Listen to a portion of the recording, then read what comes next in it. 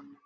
Bueno, me gusta iniciar este tema con esta imagen que me hace muy simpática e interesante, casualmente apropiada para la época de Halloween. Pero la intención de esta imagen es traer a colación la idea de un antropólogo y médico colombiano que dice, en su teoría, es que las glándulas mamarias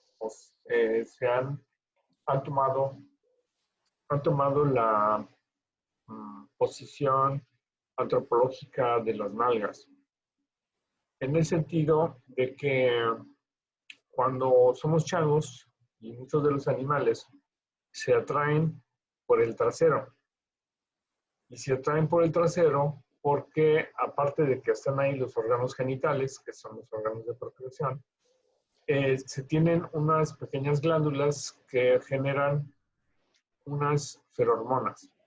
Estas ferormonas hacen atractivo el trasero de las hembras para que los machos las fecunden.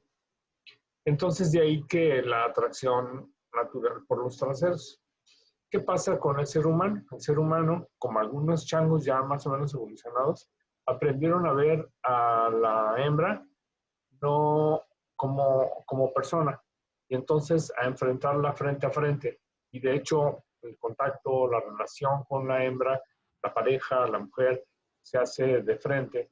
Y entonces ya se considera hasta un poco grosero el verle el trasero a una mujer, aunque por el lado cerebral antropológico, pues nos queda natural tendencia, que no podemos evitar ni despreciar. Todo depende de la sutileza o la educación con la que se haga. O, en fin, bueno, no me meto en más cosas. El caso es que, como vemos a la mujer de frente a frente, una de las cosas que más nos llama la atención en sentido natural son los senos, las glándulas mamarias. De ahí que las mujeres consideran que tienen que ser atractivas, se consideran atractivas cuando tienen los senos grandes. Desde luego esto tiene todo mucho que ver con la situación geopolítica y sociocultural de una sociedad, de un grupo determinado. Pero en términos generales, esta es la arriesgada postura o teoría de este doctor, que es el doctor Hugo Sotomayor Trivín. Entonces, pues ahí se las dejo al tanto. Se me hace una postura interesante, una situación interesante, y de ahí la importancia de las glándulas mamarias, tanto desde el punto de vista estético, erótico, así como de relaciones sociales, como desde el punto de vista funcional. Lo que vamos a revisar ahorita, pues, es el análisis desde el punto de vista funcional de la patología mamaria. Pero hay que pensar que hay patología benigna y hay patología maligna, y la que más nos preocupa, desde luego, es la maligna, que es el cáncer de mama. La patología benigna la van a ver ustedes cuando lleven gineco con más detalle, pero la patología maligna es el cáncer de mama. ¿Y por qué tienen que saberlo ahorita desde que son estudiantes de medicina? Porque todas las mujeres tienen glándulas mamarias, los hombres de hecho también las tenemos, pero atróficas en la mayoría de los casos, y tenemos familiares que nos van a estar consultando y preguntando, y tenemos que ya, a partir de ahorita, que ya llevan la materia de imagen y que van a tener esta plática, ya deben de tener alguna información al respecto de cómo asesorar adecuadamente a sus conocidos de sus pacientes. En primer lugar, hay que decir que 1 de cada 8 mujeres van a tener cáncer de mama. Esto es inevitable. Es como decir que el 70% de la población se va a infectar de coronavirus. Así es, de 1 de cada mujer va a tener cáncer de mama. Fíjense bien, solo 10 de cada 100 se detectan tumores de menores de 1 centímetro. Solo 10 de 100. O sea, la inmensa mayoría se detectan un tumor cuando se siente en una bola. Y las bolas, cuando se sienten, miden más de 1 centímetro. Cualquier cáncer de más de 1 centímetro ya es un estadio avanzado. Y entonces, la forma correcta de detectarla, ahorita vamos a ver cuál es. La sobrevida en fase temprana, o sea, cuando un cáncer es de menos de 1 centímetro, es del 95%, mientras que en la fase avanzada la sobrevida es del 2%, tal vez un poco exagerado, porque depende de muchos factores, incluyendo el tipo de tumor que tenga y la inmunohistopatología del tumor. Entonces, Dada esta situación que es verdaderamente grave y alarmante respecto al cáncer de mama y la morbilidad y mortalidad del cáncer de mama, ¿cómo lo podemos detectar a tiempo? Que es la mejor forma de prevenir el cáncer de mama o curarlo. Uno de los que más se promueven es la autoexploración. Y pongo un signo de interrogación por el detalle que vamos a mencionar adelante. Y la otra son los métodos de imagen que hacemos que vamos a conocer el día de hoy. Dicen que la autoexploración es el mejor método de diagnóstico, pero no es correcto, porque les decía yo hace unos minutos que un cáncer palpable es de 1 centímetro para arriba. No es posible detectar cánceres de menos de 1 centímetro. Desde luego tiene mucho que ver el tamaño de la mama y la densidad que tenga la glándula mamaria y la experiencia que tenga la persona que hace la exploración, que puede ser la paciente o el médico o una enfermera que se dedique a ello, o el novio en el cine, en fin, cualquiera que detecte el cáncer de mama, una bolita la va a detectar de más de 1 centímetro. Entonces, no es la manera óptima. Claro, de eso a nada, pues es definitivamente mejor. De hecho, gran parte de las campañas publicitarias se dirigen a esto, tócate. Aquí en esta imagen tenemos 4 artistas famosas que tuvieron cáncer de mama, algunas la han librado, otras no la han librado.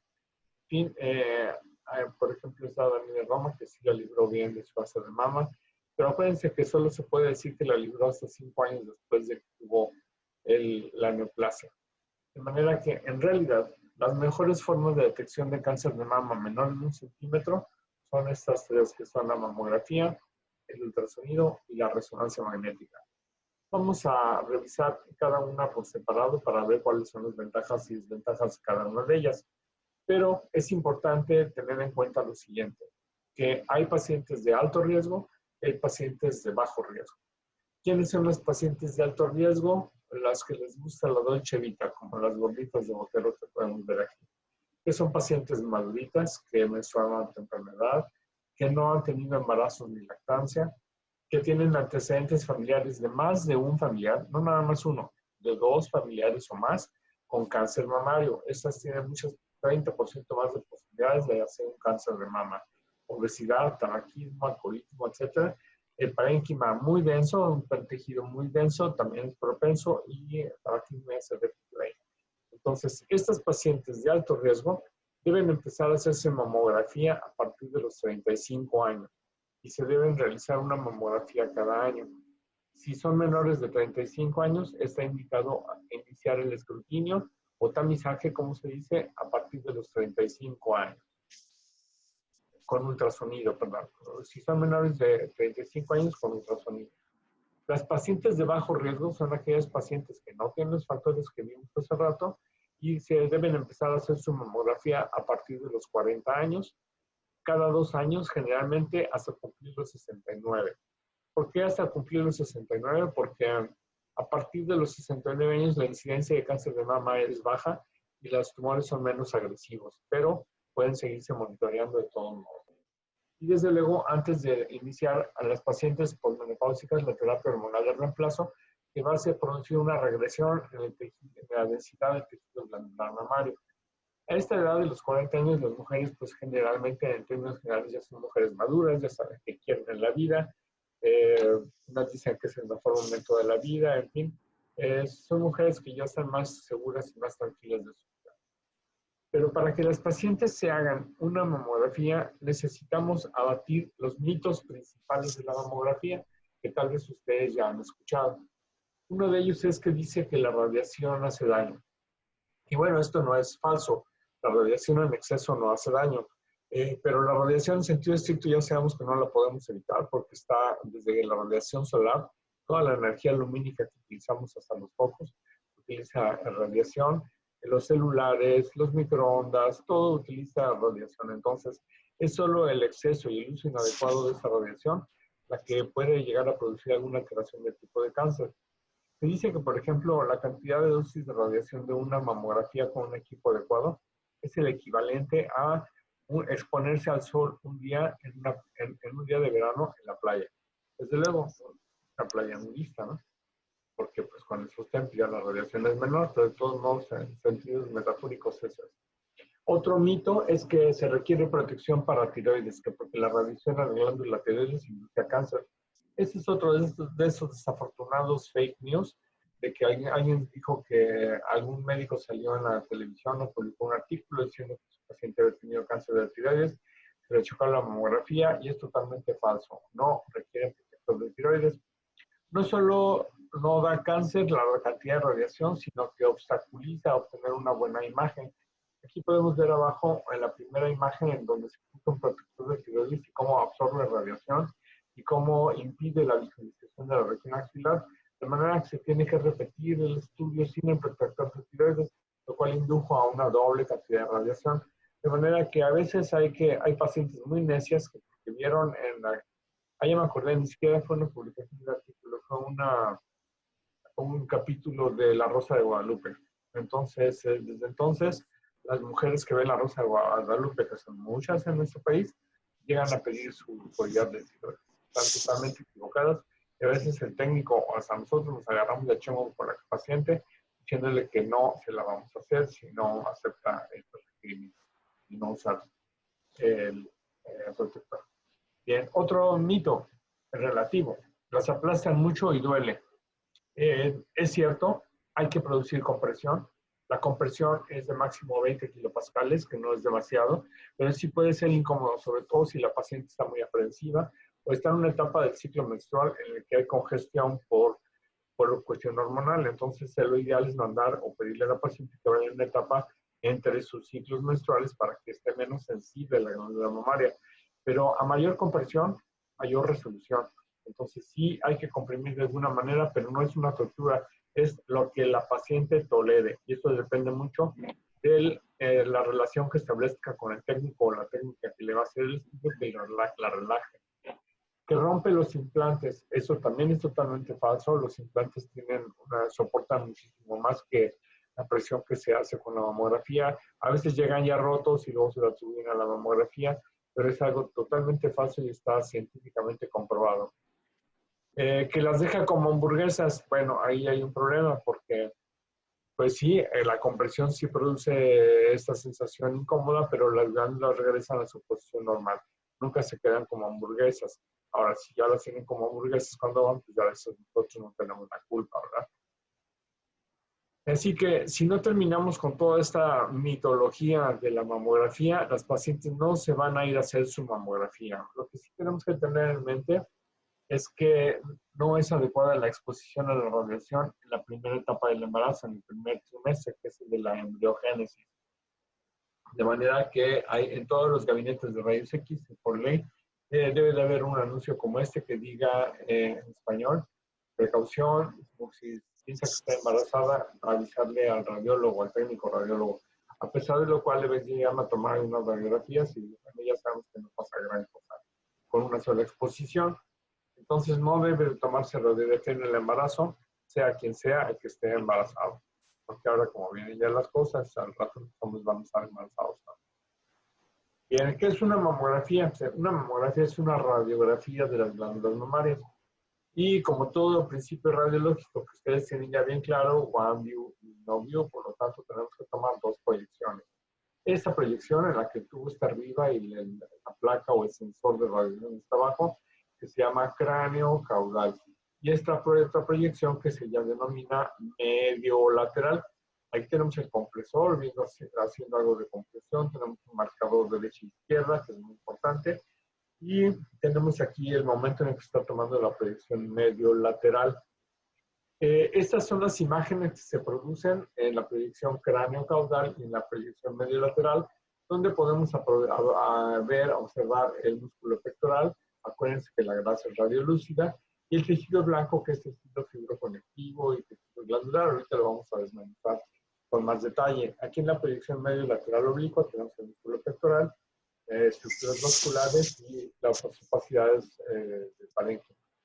Entonces, consta de 4 proyecciones.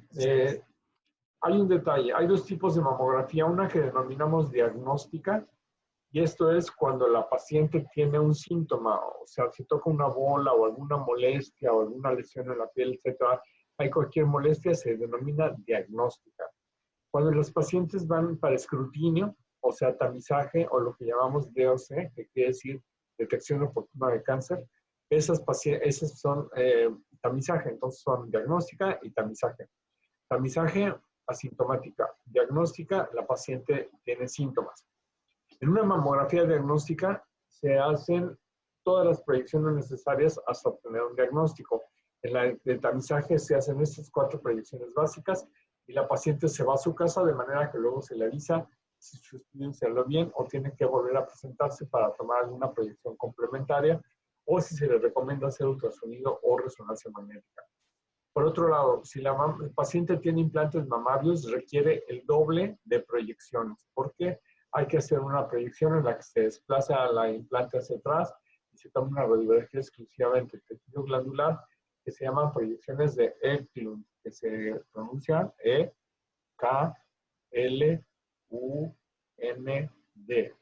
Eklund. Ese es el señor que inventó este tipo de proyección que más adelante vamos a ver. Bien, ¿se acuerdan de que cada tórax es un mundo? Bueno, pues en realidad cada cuerpo es un mundo, por lo tanto, cada mujer tiene las glándulas mamarias que le corresponde, que le tocó en la lotería genética, y pueden ser pequeñas, grandes, medianas, pueden ser asimétricas, moderadamente asimétricas.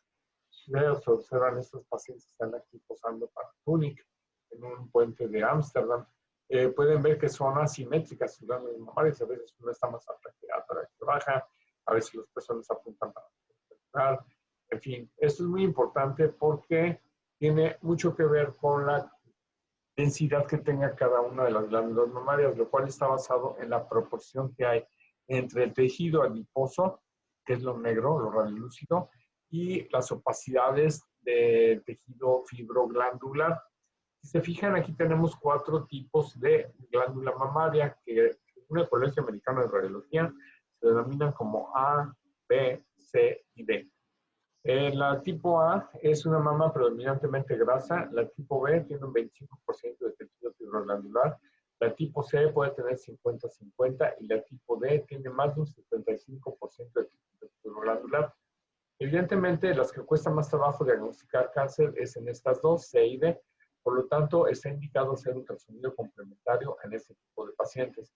En Estados Unidos es de ley que todas las pacientes con patrón D se les debe realizar ultrasonido complementario y el reporte de la mamografía debe de llevar una aclaración que diga que a pesar del estudio que se reporta como negativo, existe la posibilidad de que exista cáncer y no pueda ser detectado por ese tipo de glándula mamaria.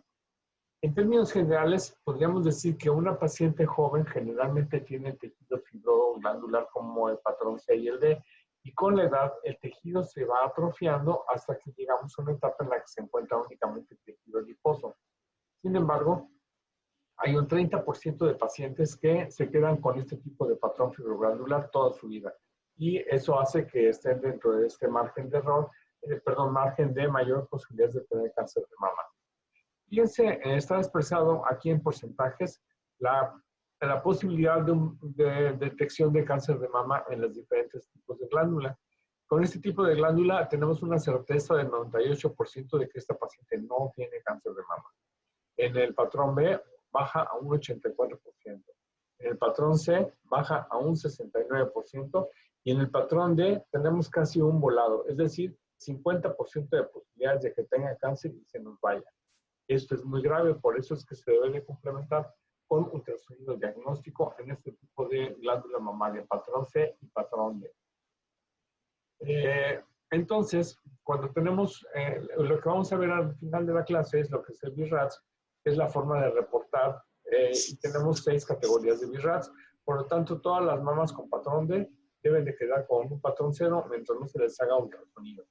El patrón C es opcional para el médico y el paciente. En cambio, por otro lado, tenemos el BI-RADS 1, que es una mama enteramente normal. También esta podría quedar como enteramente normal. Para poder interpretar una mamografía es bien importante entender qué es lo que estamos viendo y saber cuál es la anatomía de la glándula mamaria. En esta lámina podemos ver de adentro hacia afuera el músculo, los músculos pectorales. Podemos ver que hay unas fascias que son un tejido fibroconectivo que separa la glándula. La glándula que está compuesta de tejido graso, que aquí se representa como amarillo, y aquí las nubecitas que vemos en la mamografía, son estas imágenes de donde está la unidad lobular, la unidad lobular terminal.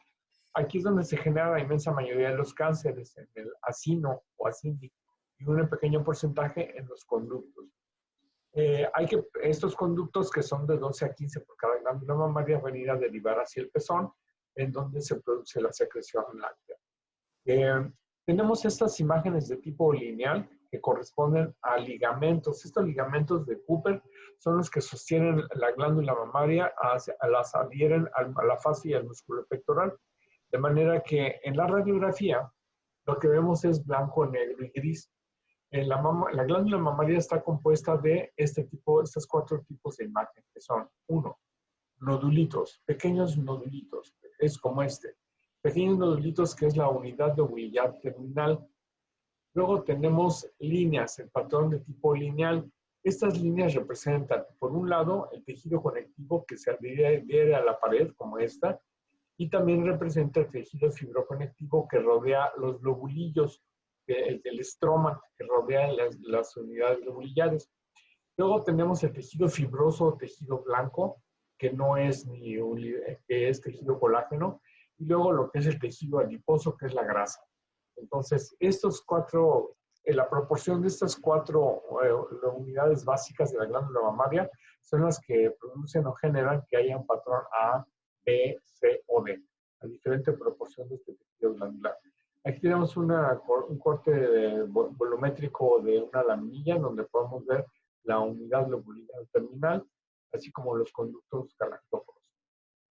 Entonces, teniendo esto en cuenta, ya podemos pasar a la interpretación. Ya decíamos que hay cambios fisiológicos en la pubertad, en la lactancia y en la menopausia, que va a hacer que la glándula mamaria pase de la más densa a lo menos densa con la edad, y desde luego se vayan laceando los tejidos, los ligamentos, de manera que se produce un tipo de tosis mamaria, que es totalmente normal. Es parte de la vida, y algunos pacientes deciden tomarlo bien y otros deciden tomarlo mal. Entonces, el tejido de glándula mamaria, en el 30% de los pacientes que persiste con esta densidad, debe ser explorada con mamografía, con ultrasonido y en algunos casos con resonancia magnética. Los implantes son un reto tanto para el técnico como para el médico radiólogo, porque siempre hay la posibilidad de que se esconda una lesión neoplástica atrás de los implantes mamarios. Fíjense, hay 2 tipos de implante: este que está por detrás del músculo pectoral y este que está por encima del músculo pectoral y atrás del tejido glandular. Entonces, es el retropectoral y el subglandular. Decíamos que estos hay que hacerles algún tipo de maniobras para desplazar. Por ejemplo, ven este caso de 56 años que se hizo cirugía bariátrica, se le cayeron los senos, le hicieron una reconstrucción y se palpa un nódulo en la mama izquierda. Esta es la derecha, como saben, esta es la izquierda, y aquí parece haber una lesión circular. Aquí se ve en esta proyección una lesión circular. Pero en las proyecciones complementarias que les dije de Eklund aparece esta lesión. Es una lesión fea, muy densa, especulada y estelar. Y aparece también en ultrasonido, aparece una lesión ovoide. Lo que salta a la vista es que esta lesión no corresponde con esta. Entonces, ¿qué pasó aquí? Esta es la que se palpa a la paciente, y de paso apareció esta nueva lesión especulada. Al hacer el ultrasonido encontramos esta lesión especulada, que resultó ser un carcinoma ductal infiltrante de moderado grado de invasión. Entonces, vean, aunque la paciente se tocaba el nódulo en la mama izquierda, el cáncer brotó en la mama derecha y no se podía ver. Nos quedan 10 minutos, ya saben que al terminar esta parte, la termino, me cierro y regreso una vez que se reconvierta, porque si no se pierde el estudio, ¿ok? Entonces, fíjense cómo las proyecciones de Eklund y hacerle caso a la paciente, que cuando tiene un nódulo palpable, independientemente del hallazgo de la mamografía, hacer el ultrasonido sí reditúa en encontrar patología que no esperábamos ver. ¿Por qué puede fallar la mamografía? Bueno, la mamografía puede fallar por varias razones. 1, porque las mamas son muy densas. Ya quedamos que la sensibilidad Con el patrón tipo C y el patrón tipo D es más baja sensiblemente y por lo tanto hay que completarla con ultrasonido. 2, el equipo está malo, no está bien calibrado. Los ingenieros deben de calibrar los equipos una vez al año. Tiene que haber una certificación que exige salubridad de esta situación. Por ejemplo, en esa segunda mamografía, fíjense cómo se ven unas rayitas paralelas aquí arriba, que es producto de una deficiencia técnica. Entonces, aparte de que la mama está densa, tenemos una falla técnica que va a ocultar cualquier tipo de patología mamaria. Número 3, factores técnicos. Se aplique una mala técnica. Esto incluye que la técnica que hace el estudio no tenga un entrenamiento adecuado para posicionar bien a la paciente ni usar factores técnicos, el equipo de factores técnicos inadecuados, de manera que mi placa sea subóptima. Y entonces esto hace que cometamos más errores de lo normal. Otra falla relacionada también con la técnica que hace el estudio es que no le pongan la posición adecuada y se nos oculte el cáncer. Si el cáncer no aparece en la placa, no es posible diagnosticarlo. Que aparezca en la placa depende mucho de la buena posicionamiento de la técnica en cuanto a la paciente. Otra, mala interpretación del radiólogo. Si el radiólogo no está debidamente entrenado y preparado para interpretar mama, es más factible que se cometan errores. Entre otras cosas, el radiólogo está distraído, que el radiólogo no tenga un monitor de la resolución necesaria, que es de 4 megapíxeles para arriba. Todo esto va en detrimento de la calidad diagnóstica de la mamografía. Y la otra, que el médico clínico que recibe el estudio no tenga entrenamiento en el manejo de las lesiones y no sepa interpretar nuestro reporte. Vamos a suponer que se hizo todo lo demás bien, pero el médico simplemente no sabe qué quiere decir RASC 5 y entonces le cita a la paciente dentro de 6 meses, no le dice a la paciente que tiene un problema delicado y la paciente se deja de atender y regresa dentro de un año saliéndole tumores metastásicos por las orejas. Bien. Esto nos lleva a que muchas pacientes o algunas pacientes se sientan decepcionadas, enojadas o desilusionadas del procedimiento de mamografía y hasta haya demandas contra los radiólogos porque dicen, si yo me hice una mamografía hace un año y ahorita vengo a hacerme la otra porque hace un año y no tenía nada, porque ahorita me salen que tengo un cáncer de 1,5 centímetros. Eso quiere decir que se les fue el diagnóstico en ese inter o que hubo un cáncer que creció muy rápidamente en ese intervalo, lo cual se conoce precisamente como cáncer de intervalo. Cáncer de intervalo es cuando al inicio, cuando una paciente está haciendo mamografías consecutivas y entre una y otra, de cada año o cada 2 años, aparece un cáncer definitivo. Ese es un cáncer de intervalo. Y hay varias explicaciones al respecto. Que no vamos a manejar ahorita porque es demasiado complicado, pero hay que tener en cuenta entonces que en pacientes jóvenes o mamas muy densas la certeza disminuye, que la mamografía también lleva el riesgo de que si la sobreleo, es decir, que si interpreto de más nódulos, voy a mandar a la paciente a biopsias, aumentando el riesgo de complicaciones, el costo del procedimiento y eso va en detrimento de la calidad de atención de la paciente. Por otro lado, ya quedó claro que no se detectan todos los cánceres, entonces sí hay posibilidad de que aparezcan los cánceres detectados. Y otro detalle es que no todos los cánceres detectados se pueden curar. Hay veces que hay cánceres muy pequeños, que son muy invasivos, muy agresivos, y la paciente muere en menos de 2 años. Entonces, no todos se pueden curar a pesar de que se detecte, a pesar de que se haga cirugía, quimioterapia, radioterapia. Hay unos muy agresivos, se conocen como triple negativo, que pueden ser insuficiente cualquier método diagnóstico o terapéutico. Bien, yo creo que voy a cerrar aquí la presentación para dejar esta primera parte. Voy a cerrarla, nos vemos ahorita en unos 5 minutos. No se vayan y ya vuelvo. Ok.